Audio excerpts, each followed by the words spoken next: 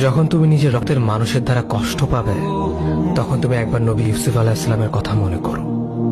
তিনি কিভাবে নিজের ভাইয়ের দ্বারা প্রতারিত হয়েছিল। যখন তোমার বাবা মা না বুঝে তোমার বিরুদ্ধাচরণ করে, তখন নবী ইব্রাহিম আলাইহিস সালামের কথা মনে করো। তার বাবা তাকে আগুনে নিক্ষেপ করায় ভূমিকা রেখেছিল। যখন তুমি সমস্যা থেকে পরিত্রাণের জন্য কোনো পথ পাবে না, তখন ইউনুস আলাইহিস সালামের কথা ভেবো। তিনি কতটা সময় তিমি মাছের পেটে আটকা পড়েছিল। যখন তোমার নামে কেউ মিথ্যা অপবাদ ছড়িয়ে দেবে, তখন মা আয়েশা রাদিয়াল্লাহু আনহার কথা মনে করো। তার নামে পুরো শহর জুড়ে কুৎসা রচনা করা হয়েছিল। যখন তুমি অসুস্থ ব্যথার যন্ত্রণায় কাতরাতে থাকো, তখন নবী আইয়ুব আলাইহিস সালামের কথা ভেবো। তিনি ভয়ঙ্কর এক ভাইরাসজনিত রোগে আক্রান্ত হয়ে তোমার থেকে বেশি কষ্ট পেয়েছিল।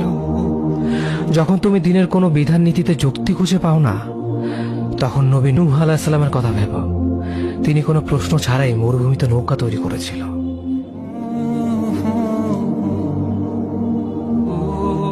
যখন তুমি আত্মীয়স্বজন, পরিবার, বন্ধু বান্ধবের কাছে হাসির পাত্রে পরিণত হও, তখন তুমি শেষ নবী হযরত মুহাম্মদ সাল্লাল্লাহু আলাইহি ওয়াসাল্লামের কথা ভেবো।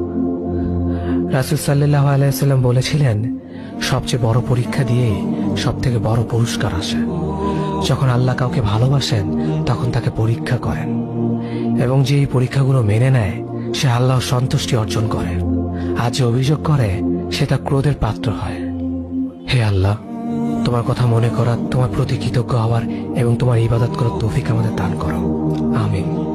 যেভাবে তুমি সন্তুষ্ট হও, সেভাবেই আমাদের পরিচালিত করো।